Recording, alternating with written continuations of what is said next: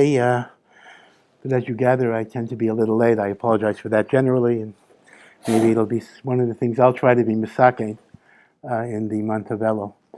So this is our Q&A, and I always say you can ask anything. I do not promise I will answer anything, but feel free to ask any questions tonight. Yeah. So, in Gemaras, we see many times Amoraim and Rishonim arguing over seemingly metzius questions. So I was wondering, when do we say that Amoraim and Rishonim argue on metzius, as well as Rishonim? When do Rishonim argue on metzius, if they do at all? I know Rebbe's brought up before a Rashi that says that there are times when they do argue metzius, but is there like some sort of clause that we can have that can tell us when it's okay, when it's not? Also, Breitowitz wrote on science, which kind of says there's no such thing as metzius, to an extent. Yeah. So let me just formulate the question a little bit more detailed, so you'll understand the difficult question that's being raised. Obviously, when you have a machlokas about what the halacha is, right? So that we understand. There's a machlokas. People are looking at the yesodos of a din, and they argue how you would apply it in a given situation. And even if they say opposite things, one says kosher, one says treif, one says tameh, one says tahor, analytically that is not so difficult because HaKadosh Baruch Hu created a process, and as long as the chachamim are authorized chachamim, that's a big question, who's authorized, and as long as they're following the rules of the system, so even if they're wrong, Hashem says that's okay, that's right. That's the way halacha works. So when you stamazai have a machlekes in halacha, we apply the rule, the famous principle, elu v'elu divrei Elokim chayim. They are both correct. And even then, people raise the question, how can they be both correct if one says chayav and one says patra? But the answer is, they're both correct because if they are outcomes of the halachic process, HaKadosh Baruch Hu is makabel it as emes. But even that's a difficult idea, but that's a well-accepted concept. But that works out well when you have a machlokas in halacha. Then you could say God will accept either answer. It's like in a math problem. I don't know if you ever had teachers like this, but there are professors who will give you full credit for process, even if your bottom line answer is wrong, but you did the right process. But what about when you have a machlokas in metzius? One person said this happened, and one person says this happened, or they're describing science. This happened, this happened.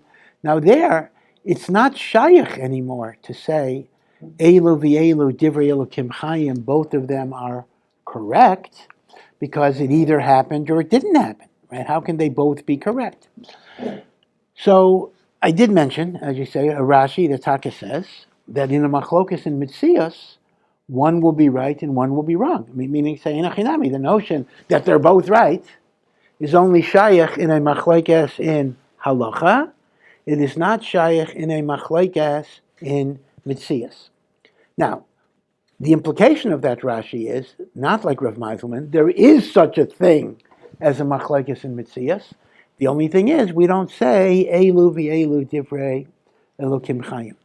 I'll give you one example of machlekes in metzius. Although I'll give you a possible answer for that. Right, there is a din in the Torah called a ben sorer u'morer. We're going to read about it in 2 weeks. So this is a rebellious son that if he commits certain crimes with certain conditions, he is actually put to death, even though he's not bar mitzvah. He's only 12 years old. So according to one Mandi Amar, lo hoya v'lo nivra, there never was such a thing. There never was in human history an example of a kid who was put to death under the rules of ben sorer u'morer. Right, so that's it never happened. Another rabbi says, it did happen, and I sat on his grave. I was next to his grave. So one Mandi Amar said, there is no such thing, it never happened. And the other says, I was there. That's a machlokas in metzius, right?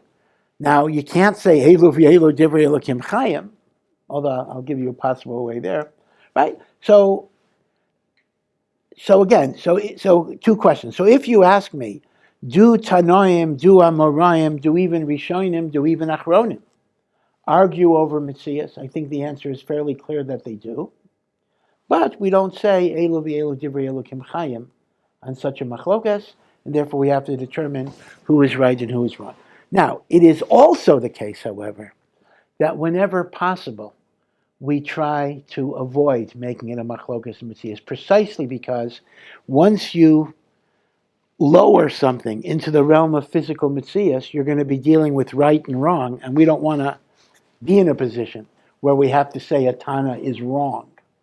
So usually, and again, you have to approach, you have to literally go through every example of metzius that you have, but usually, when there's a machlokes in metzius, seemingly a machlokes in metzius, one of the ways you look at it is they're not arguing over the metzius, they're arguing over what percentage of the metzius should make a difference la halacha.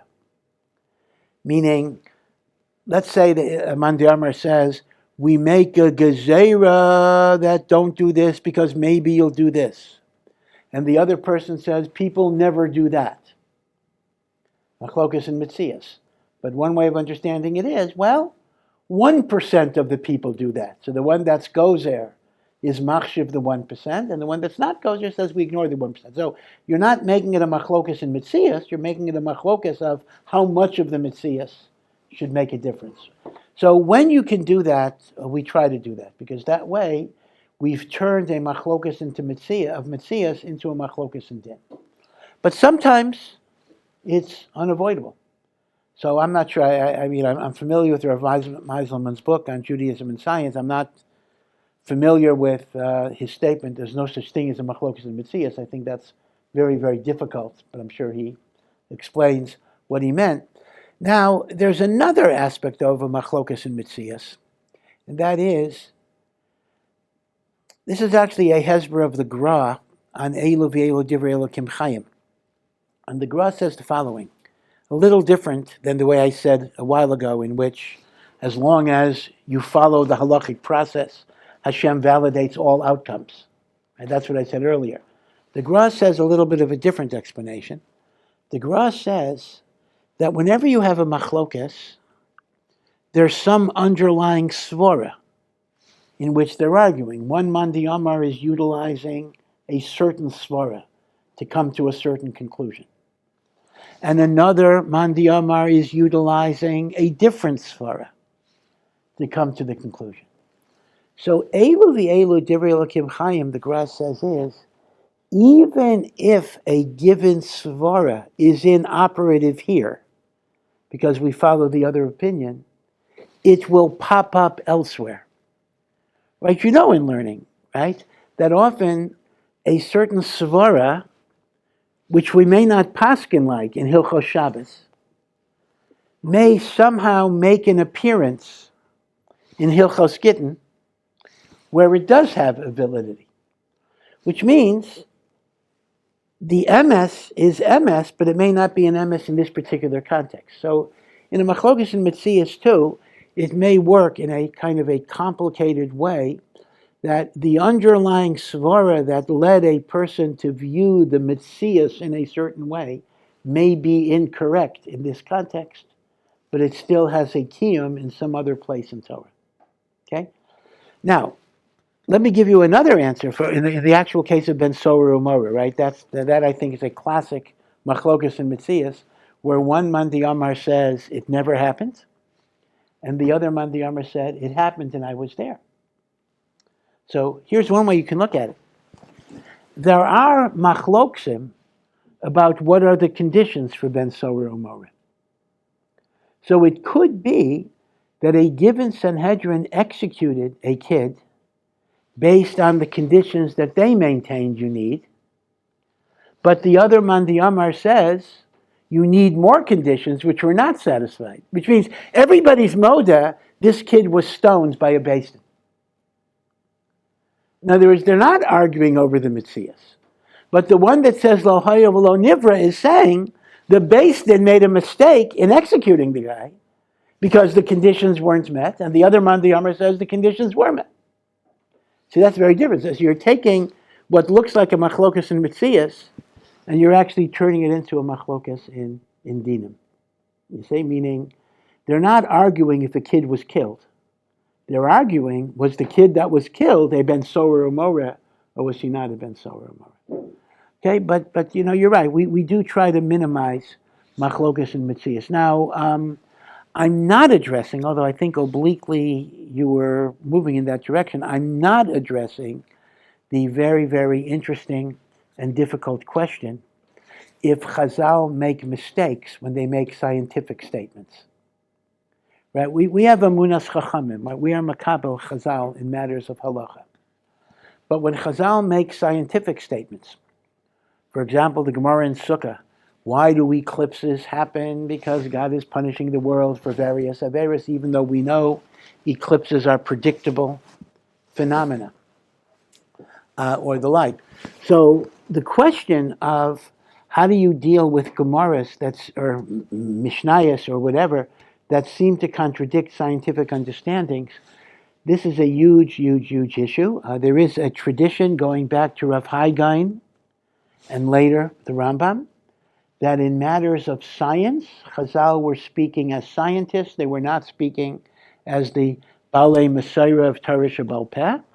And although they were learned scientists, but science can be corrected and science can be changed. And therefore the statements of Chazal regarding science are not necessarily authoritative. Then you have Rabbi Meiselman, whose book is designed to go the other direction, that everything Chazal say is emes. So I'm not going to go into that other than saying that the truth of the matter is the balance of Makairis actually favor the idea that in matters of science, Chazal are not definitive. And that is why when the Rambam gives us health advice, the Rambam does not give us the Gemara's health advice.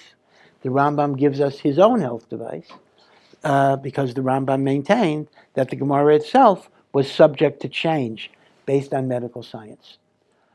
Where things so we have this dichotomy. When it comes to halacha, Chazal are correct. When it comes to science, Chazal may or may not be correct because that could change with the understandings of wisdom. So that's a good dichotomy. But then you get into a problem. What happens when you have halachas that are based on scientific assumptions, which seemingly are not true scientific assumptions? Does that change the halacha? The most famous example is killing a kina. A kina is a louse. So the Gemara in Shabbos says that even though one of the 39 malachos is killing an animal, netilas neshama, but you're allowed to kill lice on Shabbos because the issur of netilas neshama is only for species that reproduce by Zohar or nekeva, sexual reproduction, and lice do not produce by sexual reproduction.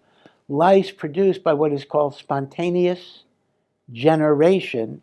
That means the rotting of matter, organic matter like meat or whatever it would be, and memela, there's no issue of netilas neshama. Now, spontaneous generation, the notion that life comes out of decaying organic matter, was a common belief. It was the belief of the Romans, the Babylonians, etc., because after all, they saw in their own observation, when meat rots, you get a lot of flies or whatever it is, and they looked at it as spontaneous generation.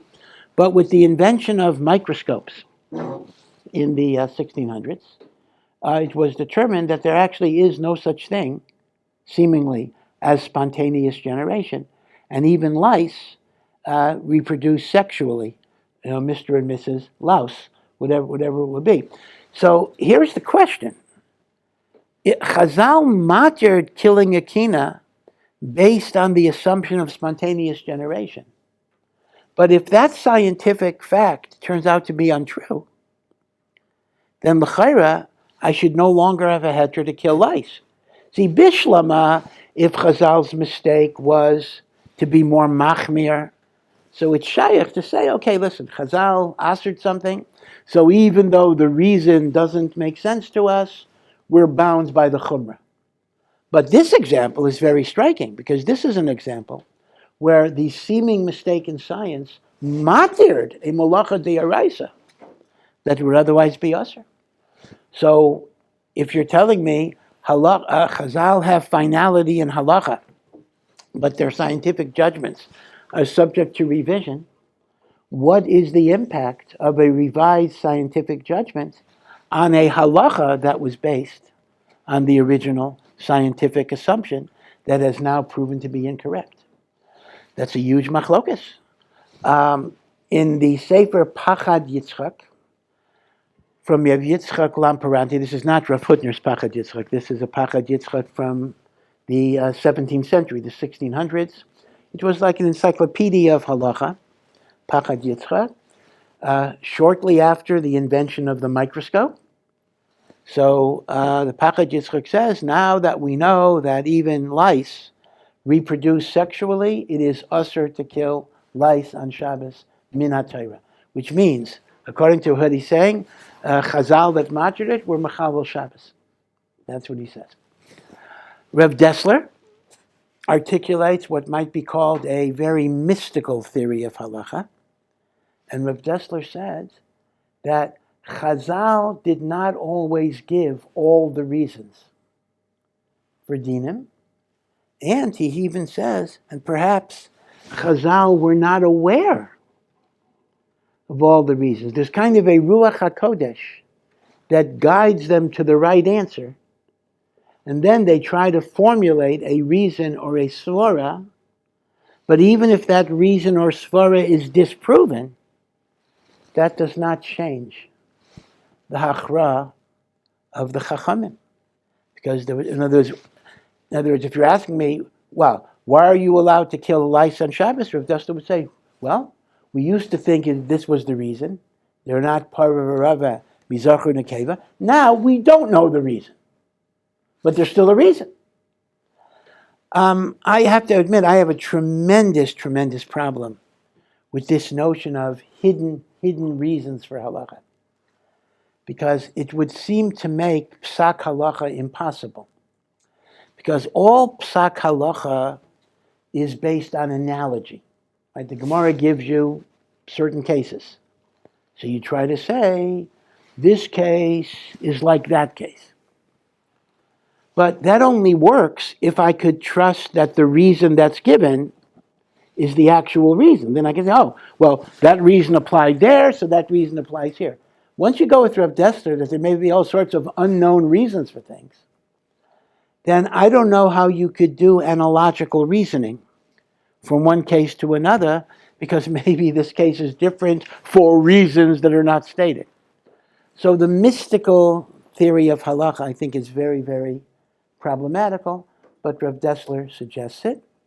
The Chazon Ish has another approach, which is actually very pragmatic. The Chazon Ish, at least in this particular case, looks at what is called Niker L'Yayin. We know that halacha is not necessarily based on objective reality. Halacha is based on perceptible reality. For example, you're not allowed to eat bugs, right? Everyone is not allowed to eat bugs, shrutzim. So, the problem is, I don't want to take away your appetite, but if you took a piece of bread and you put it under a powerful microscope, I really shouldn't tell you this, but maybe you know it anyway, you would see all sorts of disgusting things that you're not allowed. Number one, you wouldn't want to eat, but even halachically, you're not allowed to eat. Rat hairs and this and that, all sorts of treif. Even breathing, right? That's why there's this religion in India. They wear face masks even pre-COVID because they don't want to breathe in some insect that they might kill, a microbe, bacteria. Elamai, why don't we have a problem? Because the Torah doesn't asher insects unless they are visible to the naked eye. Anything that's not visible to the naked eye is not nichlal in the Yisur of Shratzim. That's an important klal. Now, the reason we're machmer when we check lettuce is that many poskim say, if you can see the dark spot, even though you can't identify it as an insect, that's called Niker L'Yayin.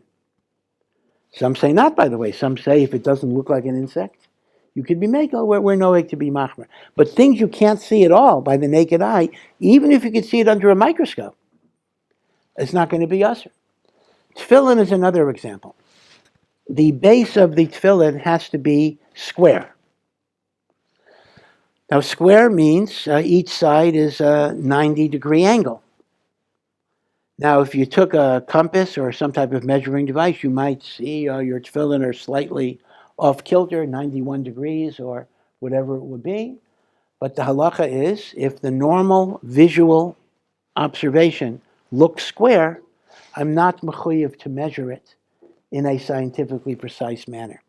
So the Chazon Ish says, when Chazal made the statement that a kina is not pareh v'raveh, mizachar and nekeva, they weren't referring to the objective metzius. Maybe objectively, they knew this. They knew it was pareh v'raveh, mizachar and nekeva. But it's not something that's visually perceptible. So the Chazon Ish says, that halacha says, that based on the notion of nikr li'ayin, so that's not going to change. Even if science has different understandings based on microscopes and magnification, it's still a metzius that the Zohar nekeva chibur is not nikr li'ayin. So that's how the Chazon Ish understands. Again, that doesn't explain every machlokas of science and halacha, but this is an approach. So that's a vast argument. But as I say, I think it's clear there are machlokim in metzius, but we try to minimize them when we can. I'm sorry for the very long answer. Yeah. So the question is regarding the mechanism in which an individual adopts a minhag, and the repercussions. So is the minhag adopted, say, from the parent or from the father because it's their father and they get what their father has, or is it because their father taught them something and because they started doing it that way, doing it is what adopts it? For example, if someone does tshuva and they decide, okay, I'm going to keep 6 hours between meat and milk, and then their father does tshuva and they decide to go with the Amsterdam minhag and keep 1 hour, can I, or that person or whoever, go to keeping 1 hour after their father adopts a different minhag? Yeah, that actually is a very excellent question. We commonly say that a person should follow, assuming their parent were shomer mitzvahs, you follow the minhagim of your father. And there's even a pasuk that is cited, a pasuk in Hazinu, Sha'al avicha v'yagetcha, which quite literally means, ask your father and he will tell you. However, it's not really clear that halachically there is any obligation at all to follow the minhagim of your father. Part of why you're chayav to follow the minhagim of your father is if you simply already did it, it becomes like a vow, it becomes like a neder when you do a mitzvah 3 times. But according to that svara, you could have hataras nedarim and then become Sephardi or whatever it is. And Ashkenazi is allowed to be Sephardi even, right? If you wanted to be totally Sephardi, I mean, you can't pick and choose. Like, you can't have, I like rice on Pesach, so I'll be Sephardic for that and whatever. And I'll only say shlichos. That's the dilemma, right? A person decides Ashkenaz or Sfard. So let's see. The Sfard advantage is I get to eat rice on Pesach, but I got to get up for Salichos like every day of Rosh Chodesh Elul, from Rosh Chodesh Elul. So, of course, and if I'm Sephardi, I can marry 2 wives. That may be a Milo or a Chisorin. I'm not sure. So you can't pick and choose. I think it's fairly clear, although that's not so pashut. Why not? But generally speaking, we don't allow picking and choosing. But on the other hand, you are permitted to be meshana from the minhagim of your father, al pi hataras nedarim. So it's called a neder, which actually means, according to that svara, there is no binding obligation to follow the minhagim of your father. You're simply bound by it initially, because if you started that way, as most people will start, it became a neder, and therefore you need the grounds of hataras nedarim. And now that may be different. There is a difference in the minhagim of your father versus the minhagim of your community. The minhagim of your community may be more chamor, but even today, many say that we don't really have single communities, meaning in every Jewish city, there are many different kehilos, Ashkenazim, Sephardim, different types of Ashkenazim, Yetis, Litvaks, Galicianers, and different types of Sephardim, Moroccans, Tunisians, etc. So the notion that you're mechuyev to follow the minhagim of the makim, which is halachically valid, and you wouldn't necessarily be allowed to escape it via hataras nedarim, actually doesn't apply today because every makam is comprised of many, many different things. So I knew a person, very chashuv Talmid Chacham. He was the mashgiach in Yeshivat Porat Yosef, which was the largest, at the time, the largest Sephardi yeshiva. And he was, a bona fide, dyed-in-the-wool Ashkenazi, for sure. And he totally became Sephardi. He says he's a mashgiach in a Sephardic yeshiva. I assume, I never asked him, I assume he did Hataras Nidorim, and he was Messianic. Now, the reason why this is important to know is because it also has some very practical implications. Let's say you're a Baal Tshuva, right? So let's assume that your father was not keeping all of the mitzvahs.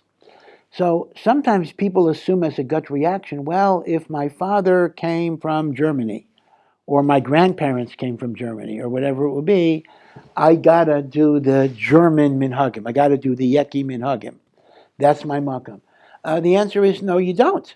Because if you're a Baal Tshuva, you are not bound by Minhag HaMakam, because there is no single makam. I mean, you're not, and you can actually choose whatever you want to be. You can choose Chasidus, you can choose Yeki, Litvak, you could even choose Sephardi, as I indicated that way. A ger for sure can do that. A ger, that's a davar pashut, but even a Baal Tshuva who's Jewish, who was born Jewish, could actually choose. Now, it is brought down that just maybe as a matter of kibud av, or as a matter of kibud for your grandparents, it's a factor to think about. But it vaday is not a chiyuv. You are not mechuyev to go back to what your great-grandparents did and the like. So in your particular example, where the father did tshuva after the son, but went with a different minhag, it's almost clear, I think it's very clear, that the son should stay with 6 hours. Because the heter to do 1 hour, whatever it is only if that was the minhag of your makam, not if your father happened to take that on, or whatever. And by the way, because of this, it's important to understand that a Baal Tshuva is not bound by the first set of minhagim they happen to encounter. A very classic example, and again, I am absolutely not anti-Chabad. I actually love Chabad. Some of my best friends are Chabad. But it happens to be that many people's first entry point into Judaism is Chabad.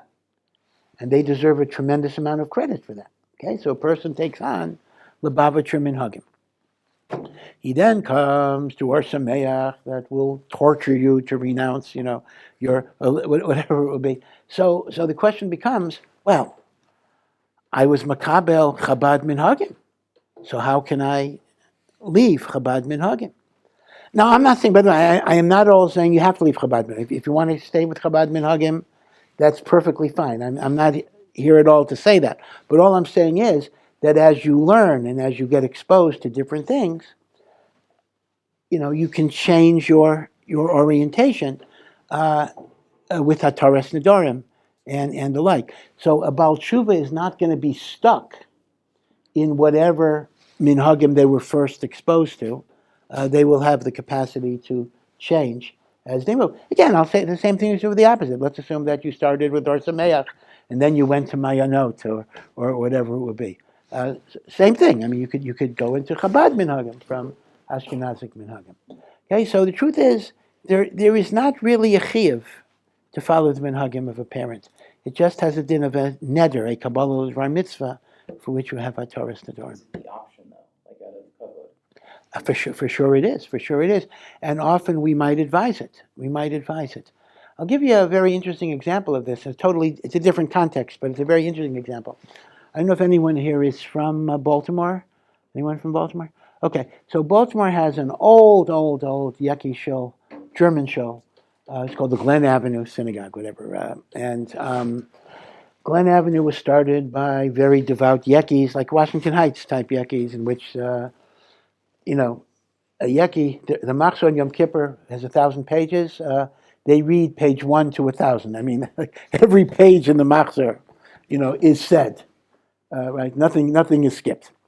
And what happened was that, unfortunately, the younger yeshiva-educated element doesn't like these long, again, maybe that's a criticism, but Lamaisa, it happens to be that yeshivish people like a shorter davening. They want to learn, whatever. Again, I'm not even saying it's good, but that's the metzius. So this old Yeki shul was losing the youth, losing the next generation who were going to different yeshivish and minyanim. So as a result, the Yeki shul came to a decision that we have to change. We have to kind of do a regular Ashkenazic shul as opposed to the Yeki minhag of page 1 to 1,000 on Rosh Hashanah, Yom Kippur, and not just them, but all sorts of intermediate Shabbos. They have Yotzros and Piyutim, all sorts of things that you've never even heard of. I mean, you're not even going to see it in the Art Scroll Siddur, all sorts of things. So the problem was the old timers were still alive, like, the 90-year-old guys, and they said, hey, this is our show, we started the show, and this is the way it is. So they went to Shlomo Zalman Auerbach, and they asked the Shaila, if a shul was founded based on a certain nusach, and there are still people who are makpid that we do the original nusach, but a majority wants to change to something else, is the majority permitted to overrule the minority of the people who want to keep the original nusach? It's an interesting shaila. Rav Shlomo Zalman Auerbach paskins, the minhagim of a shul can always be changed by a majority of the mispalalim. They have the absolute right. They could change it to Sephardic if they wanted.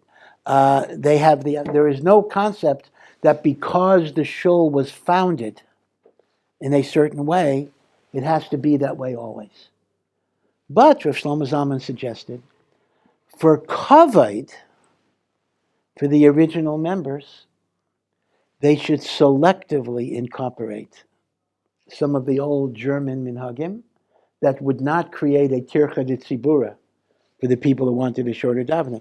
So Rav Shlomo Zalman told the committee from this show, Glen Avenue show, they should make a list of 100 minhagim, and he would go over like what was considered acceptable. So it was very, very interesting. So the Glen Avenue show stopped being a full nusach Ashkenaz, meaning a German nusach, but they selectively have things that are not time-consuming, like they'll use the wimple, they'll do Galila a certain way, they'll use a certain niggin for Kaddish, right? So that was an example of you're allowed to change the minhag, but you still have a certain kavod for the original. So that would be kind of an analogy of following your father's minhagim and the like. Okay? Yeah. Similar Indian, what would be your argument for ashkenazim to eat machpud meat in the restaurant? Yeah, so this is a little controversial. I don't want to get in trouble. The issue in Eretz Yisrael of Ashkenazim relying on hashgachos that are coming from Sephardic rabbis. Bet Yosef is one example. Machpud is another example. Because I'm going to plead the Fifth Amendment, I'm not going to give endorsements one way or the other. But suffice to say, in the hierarchy of hashgachot, Machpud is regarded as a higher level than even Bet Yosef. So even people who might not, Ashkenazim, who might not do Bet Yosef, many will do Machpud. Again, I'm not endorsing, I'm just reporting a common metzius. But the question still becomes, Machpud is a Sephardi or Taimani, actually. So the question is, why? How can Ashkenazim rely upon it? So the truth of the matter is, you need to do a much, much closer investigation, meaning the claim of the Sephardic Mahadran Hashgachos, and I don't have a reason to doubt their claim, is that they are incorporating the chumras of both Ashkenazim and Sephardim, meaning because they want to, which makes business sense actually, because they want to market their product to the entire population. So they will incorporate whatever chumras Ashkenazim have, whatever chumras Sephardim have, so Ashkenazim and Sephardim can eat the shechita. That is the claim of both Bet Yosef and Machpud.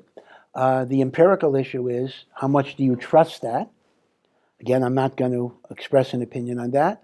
But many, many people feel that Rav Machpud in particular is a very honest Talmid Chacham, and he says he's doing what Ashkenazim need as well. and there's no particular reason why I shouldn't believe him. This is Eid Echad, Neman B'Shem. That would be the basis of it. Yeah. One is definitely encouraged to pray to Hashem, right, and ask for things for Hashem during davening.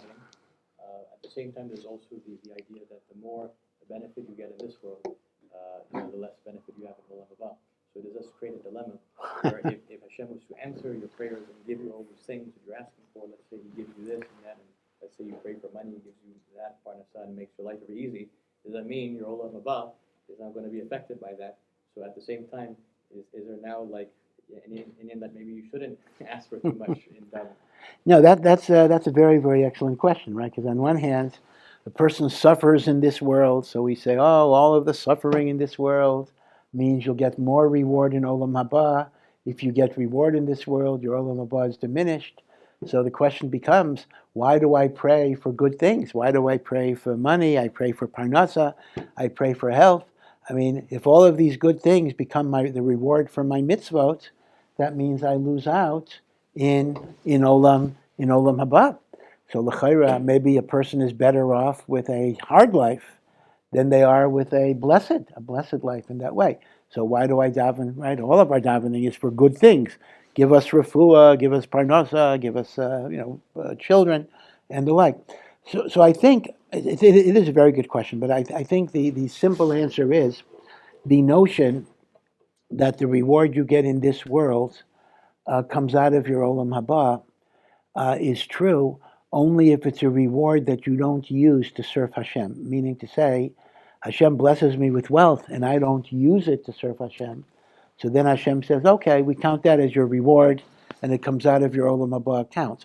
But lehepech, it's kind of a business expense, right? If an employer gives you money and tells you to use it for the business, that doesn't come out of your salary, right? That's a business expense. So when Hashem gives me rewards that I use to serve Hashem, so that doesn't come out of my reward. That's an expense of God's business.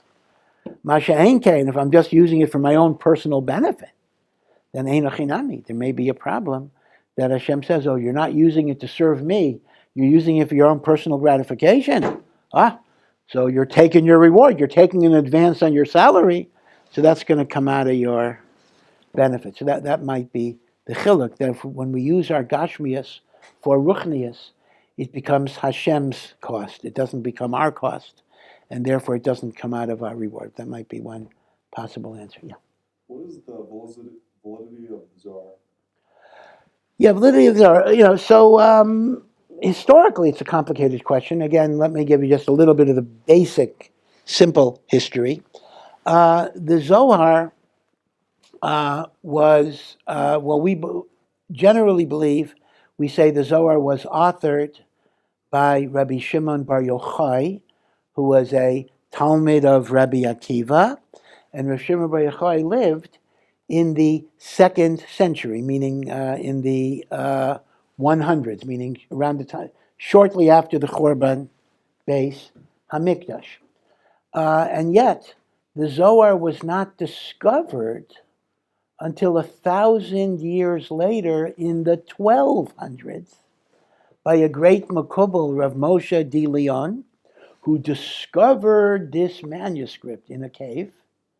And he was the one that said, this is the teaching of Rabbi Shimon Bar Yochai, and that became the Zohar. Now, ever since that happened, there has been an ongoing controversy. Is the Zohar truly the work of Rabbi Shimon Bar Yochai, but it was hidden because the world was not ready for it? Or was it the work of Rav Moshe de Leon, who's trying to pass it off? This is reverse plagiarism. See, the plagiarism we're familiar with is when I take somebody else's book and I put it under my name. But there's also a phenomenon the other way, where people would write books and they would put a great person's name on it, reverse plagiarism, in order for it to be accepted. So the argument goes, is the Zohar the work of Rav Moshe de Leon? Now, it's still an old book. That's still the 1200s, but it's not Rabbi Shimon Bar Yochai. So it's a big, big machlokas. Rav Yaakov Emden, for example, took the position that the Zohar was the work of Rav Moshe de Leon. And there's all sorts of stories. Moshe DeLeon's wife, but again, some of these are Baba because there were misnagdim to the Zohar, people who were opposition, and they said, yeah, the wife said, my husband told me he forged the whole thing.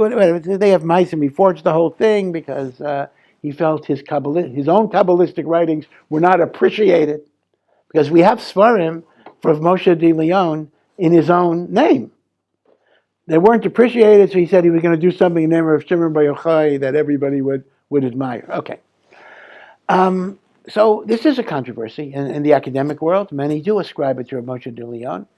But all I can say is that the Gra, the Vilna Gaon, the Arizal, Rav Moshe Cordovero, the Ramchal, they all were makabel that the Zohar is the work of Rav Shimon Bar Yochai. So historically, maybe it's a mystery, but the great Gedolei Yisrael have treated it as the work of Rav Shimon Bar Yochai.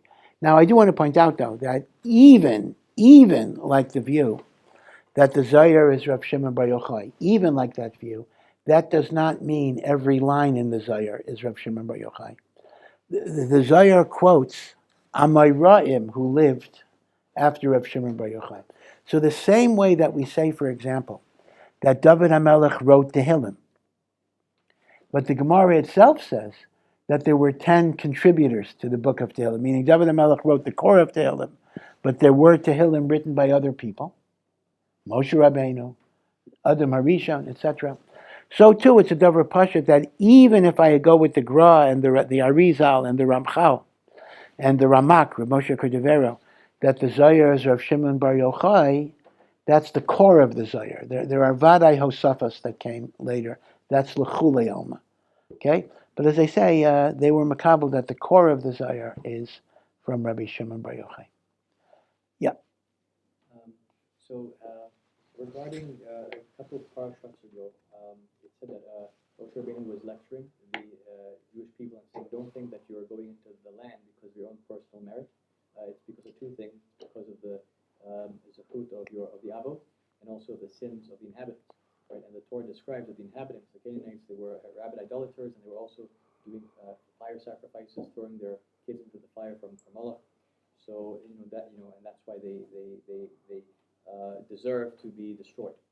And then, so now, of course, when it comes to Messianic redemption and the Jews get returned back to the land, then the same question is now asked about the inhabitants of the land, Eretz Yisrael, prior to the Jews. In fact, you could argue that it's already started to happen. So you had the inhabitants now starting to get displaced again. The only problem is that, the kasha is that when it came to the new inhabitants, the Ishmaelites, right, is that what thing did they do that caused their displacement to be deserved, their displacement to be displaced, since you could argue that they have more of a zechut than the Canaanites, since they are followers of Hashem, and not only that, but their violent anti-Semitism only started in reaction to the Zionist movement, not creating. Okay, that's a controversial issue. Well, it is very true that the Bnei Yisrael have certain spiritual zechuyos. That's very, very true. They have the zechus of bris milah that Yishmael practiced and they incorporated. They have zechus of tznius. They have zechus of prayer. In fact, I see that terrorist groups quote me online. They took out some.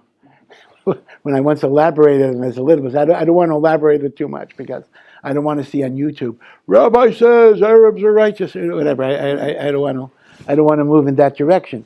But it is true that Bnei Yishmael have certain zechuyos that make them very, very difficult to defeat. But the thing is that Hashem did promise to Avraham Avinu that Am Yisrael will have this land. So at some point, the issue of the rishus of the goyim may determine the timing of when Hashem will keep his promise, but the promise has to be kept.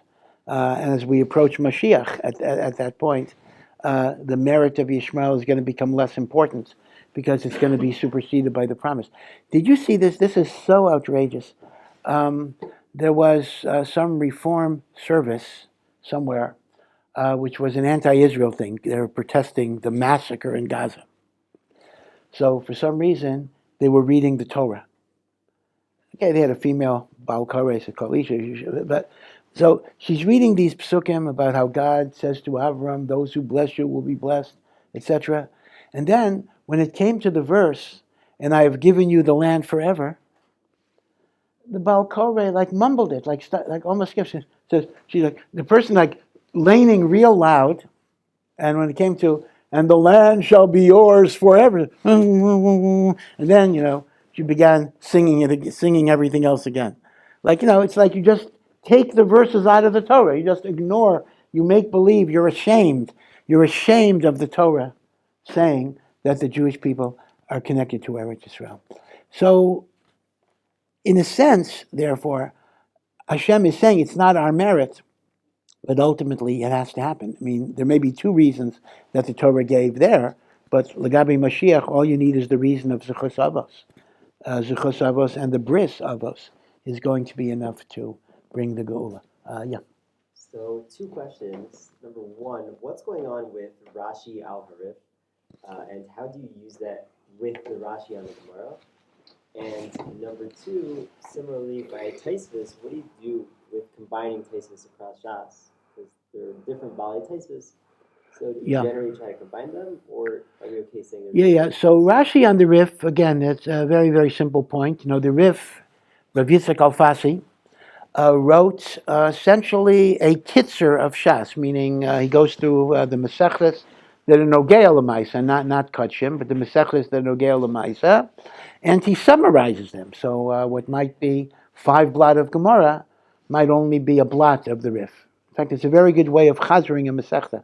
People don't use the Riff as a tool for chazara, but it's a very excellent way of chazara. Now you'll see, in addition to the Ran and other commentaries, there's something called Rashi, right? Rashi al Riff. So the short answer is there is no such thing. Rashi did not write, although the Riff was before Rashi, but Rashi did not write a commentary on the Riff. Rashi on the Riff is simply the action of some anonymous editor or printer who was malakate from Rashi on the daf of the Gemara and put it on whatever language of the Riff corresponds to that particular Gemara. And then what happens occasionally is that Sofrim used to add their own notes. When they would copy a text, they would add some notes. So they added, so you'll see, there will be things in Rashi al Riff that are not in the Gemara, but they are not from Rashi. They are hosafos of matikim, hosafos of copyists. The original Rashi al Riff was simply taken from Rashi on the Gemara, put on the Riff, and then matikim may have added a little bit. Now with tosfos, this is actually very, very, very interesting. The word tosfos, of course, just means additional notes. And these are really additional notes to Rashi. In the aftermath of Rashi, that was founded first in France, mainly in France, and then in Germany, the yeshivos that are known as the yeshivos of the bale hatosfos. And there are many, many different collections of tosfos. A lot of them overlap. The different questions and answers and pulpulim were compiled in different yeshivos and by different rabbis.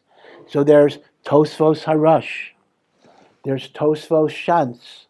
Shantz is a city in France. There is Tosfos Rabbeinu Peretz. Right? You'll see a lot of Sfarim that are called Tosfos, because these are the compilations of the Balei HaTosfos. Now, there's a lot of overlap, because these yeshivas were focusing on the same questions and the same answers, but each one had different styles and different mahalchim a little bit. That's why sometimes if you don't understand the Tosfos, you look at the Tosfos Harash, who may have a little more explanation of the Tosfos. So, the first printers of Shas faced a very, very difficult issue. I mean, imagine, they want to put something, in fact, the first printers of Shas were Goyim. Daniel Bomberg was a Goy, but he was a sharp businessman. It didn't make sense to print books for Goyim, because most Goyim didn't know how to read. So if you wanted to make money in the book business, you printed books for Jews, right? So that's why the first printers were Christian, And they made money printing books for Yidden, because the Goyim B'chlal didn't know how to read, so there was no point in printing books for Goyim.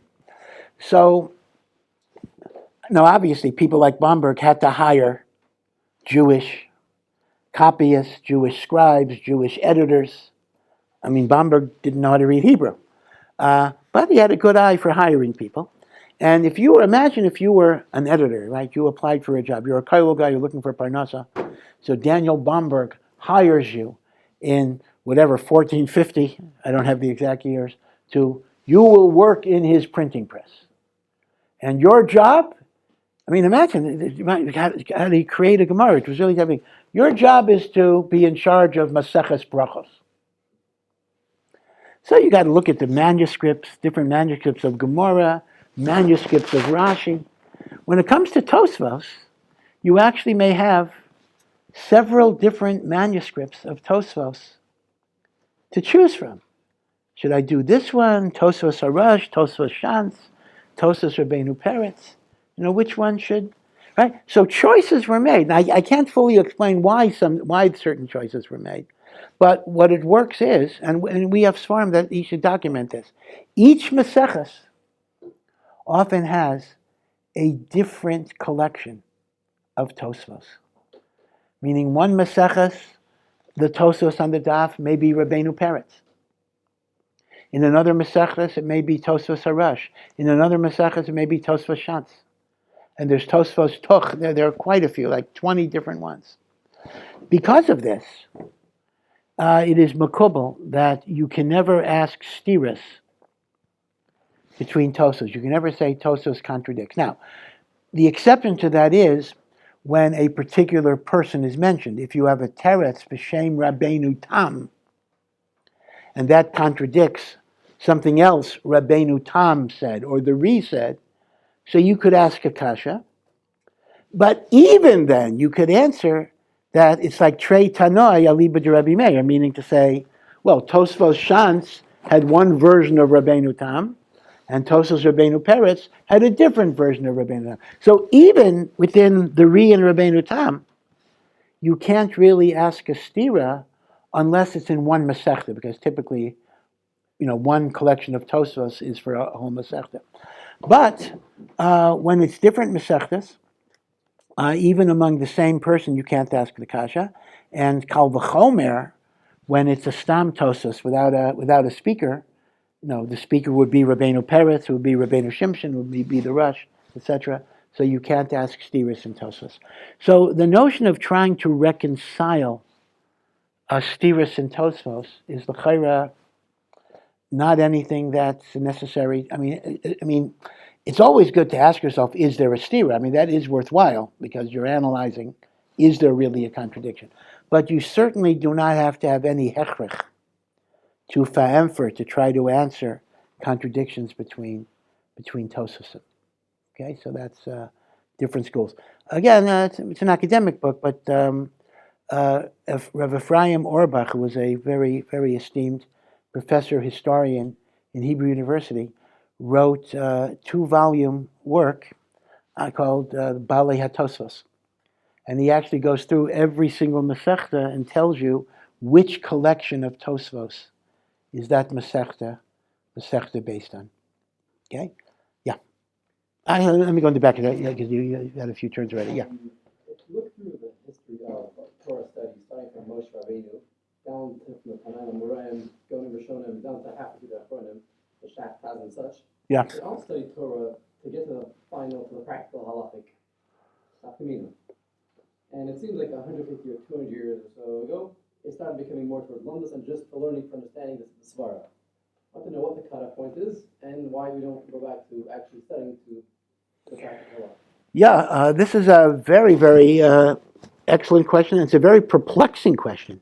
I mean, Chazal themselves say that the ultimate goal of Torah learning is liasuke shmaisa aliba dehilchasa, to conclude your learning, to have a final halacha that you're supposed to paskin. And that's the highest goal of learning. As you say, this certainly is what the Shach, the Taz, the Neisei Kalim of the Shulchan Aruch, the Beis Yosef earlier than that. And really, the Vilna Gaon And even Rav Chaim Volozhiner, who was the founder of the modern yeshiva movement of Volozhin, talked about Lasuke Shmaisa Liba de Hilchasa. Today, at least in the Litvish yeshivas, we are considered to be the Yorshim of the Litvish yeshivas. The emphasis is on theory, on lamdus, on svara, and if you want to know halacha, they almost, you're almost embarrassed to ask halacha. Like Rav Yosef described once. I mean, he was, he was sarcastic sometimes, very, very funny. He would say, in Panovich, great Litvish Ashkenazi yeshiva, in Panovich, you want to learn halacha lemaisa, you got to lock yourself in a room away from anybody so nobody's going to see you, and then you can learn halacha as long as nobody discovers you. Once you're discovered, you're going to have to put it away, right? Okay, that's a guzma, but then this is what Roger used to say about Ashkenazi yeshivas. Now the question is this: in theory, there doesn't have to be, and there shouldn't be, a merchak between lamdus and halacha. I mean, one could go into lamdus, one could go into. In fact, the emes is, how can you paskin halacha lemaisa unless you understand all the lamdus? Otherwise, it's superficial. So the notion that lamdus and halacha lemaisa are two different things, which the way they're treated today, is absolutely a false dichotomy. Because true lamdus should be a way to bring you to the halacha, and if you don't have a good grounding in lamdus, I mean, maybe you can memorize the Mishnah Berurah, but you're not going to be able to paskin a new case. You have to understand, when we say somebody's a posek, this is important language. We don't just mean he knows what the Shulchan Aruch and the commentaries say. If all you're doing is retrieving the book, so you have a good memory, and that's a great bracha. But a posek is not somebody who simply retrieves what the Mishnah Berurah says. A posek is somebody who is able to apply, let's say, the Mishnah Berurah or the other sources, to a new situation that's not in the Mishnah Berurah.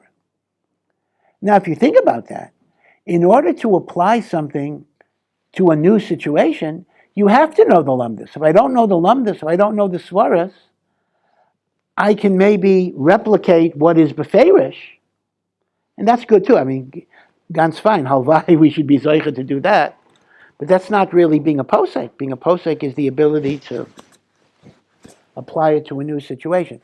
So in theory, there should not be a dichotomy between lamdus and psak, but you are correct. You are correct that in recent centuries, maybe 150 years or so, there's been a big departure from de-emphasizing halacha and emphasizing lamdus. Now, why that is so, it's a bit of a mystery. Rav Yaakov Kamenetsky once suggested that it was the Haskalah movement in which so many Jews were attracted to universities because of the theory, because of the chokhmas and the like, that learning had to be packaged in such a way that emphasized theoretical aspects of lamdus, because that was moshech the leiv, that pulled people in, that gave them excitement.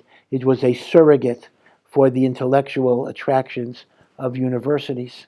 So that's why it developed that way. But it's interesting that was true mainly in the Litvish yeshivas. Now, when we think about yeshivas of Europe, what do we think about? Just name your yeshivas. We think about Mir, Slobodka, Kamenetz, Baranovich, Panovich in Europe. Right? These are called the Litvish yeshivas. They were all located in Lita. But there were other countries. You had Hungarian yeshivas. You had Sephardic yeshivas, Tunisia and Morocco. And it's an interesting thing that the yeshivas in Hungary, the Chazam Sofer, and the yeshivas of Sephardim never abandoned halacha. It's very, very interesting that they maintained that the tachlis of their learning was halacha l'maisa, and they integrated it in their yeshiva.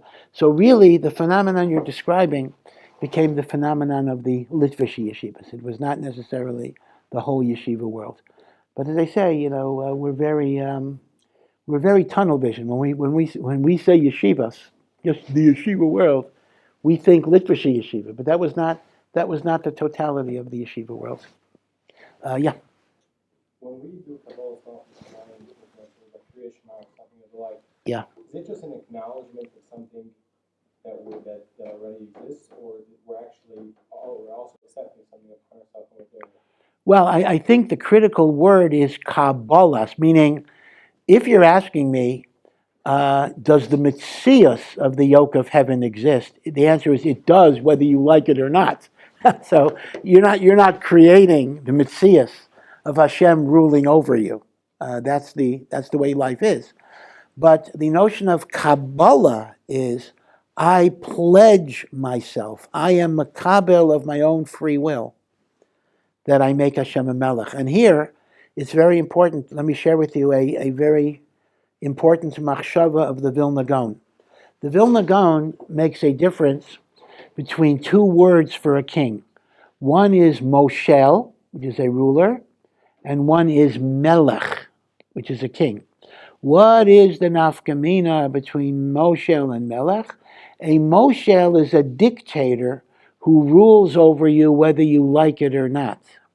A melech is someone that is accepted as their sovereign with the ratzain of the Yam.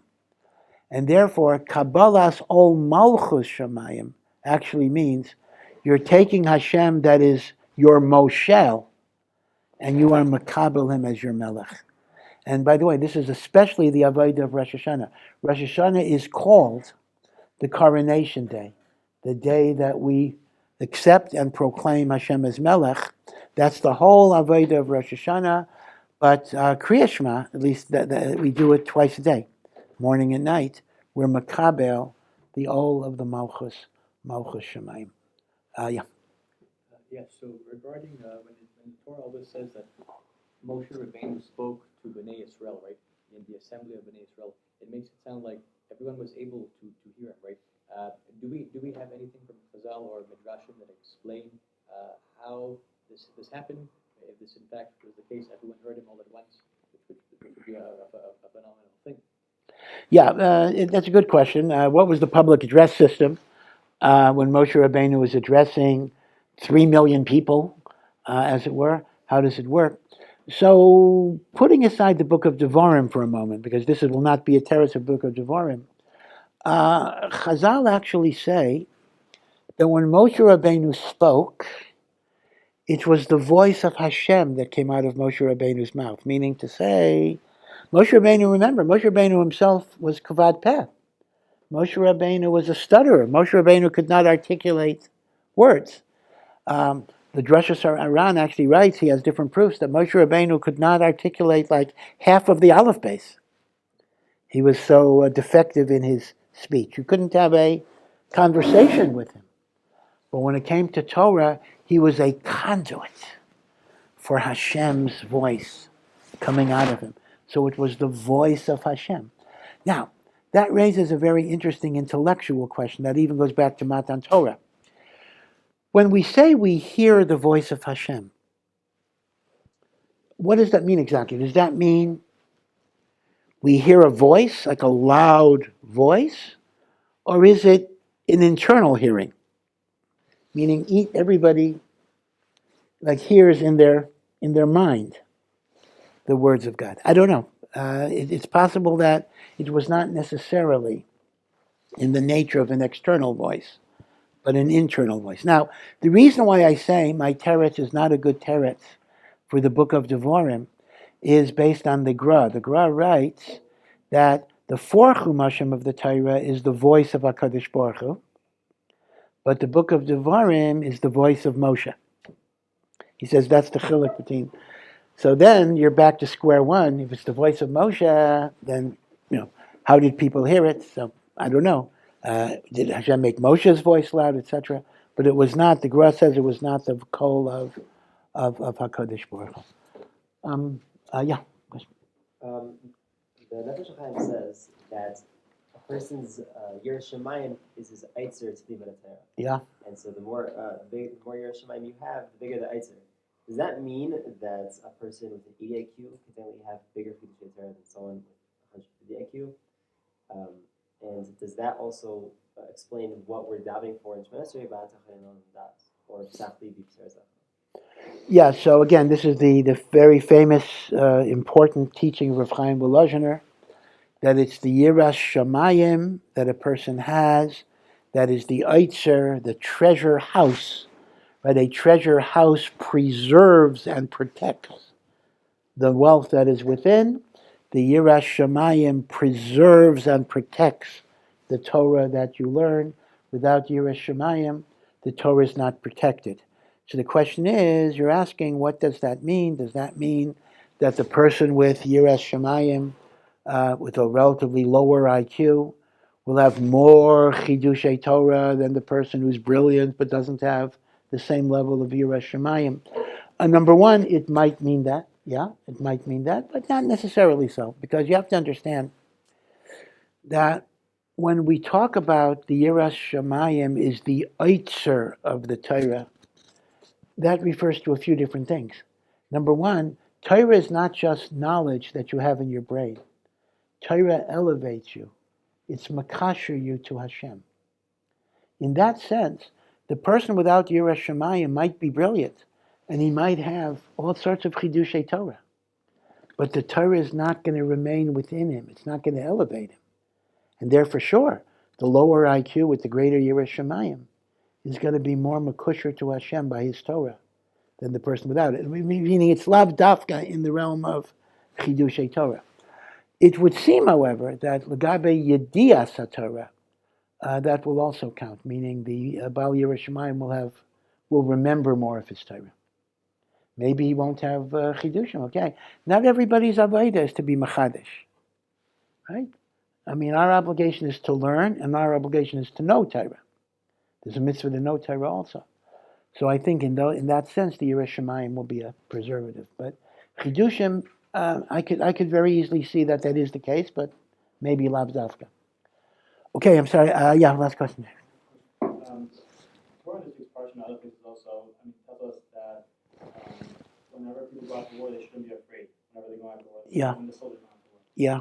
And it's interesting because we see that Hashem is commanding us to have a certain emotion. And it's also the elements that come to mind, like by a little talkman, that person is not to be jealous also. God is commanding us to have a certain emotion, not to have a certain emotion. I find it it's very difficult to understand how we could control our emotions and how we could necessarily dictate what we should and we should not be feeling. Yeah, well, obviously the issue of emotion, love somebody, hate somebody, don't have fear, etc. We think emotions are just there, they're within us, and we cannot control them. The truth of the matter is, even modern psychology says we have a lot more control over emotions than we think we have. If we have the right mental frameworks, the right spiritual preparations, we can at least get involved in a process. Meaning, when the Torah says, don't be afraid, the Torah is not saying, oh, now that you're going into battle, change your emotion. The Torah is giving you a directive that you work on for a long time, before you go to battle, to cultivate a mindset of emunah, bitachon, positivity, optimism, hope. And you develop these midos, so then when you face the difficulties of life, you'll be able to do it in a proper way. I'm sorry, I do have to stop a little early tonight, but maybe well. Thank you. Thank you for listening to this Ohr Somayach production. To find out more and to partner in our mission, please visit ohr.edu.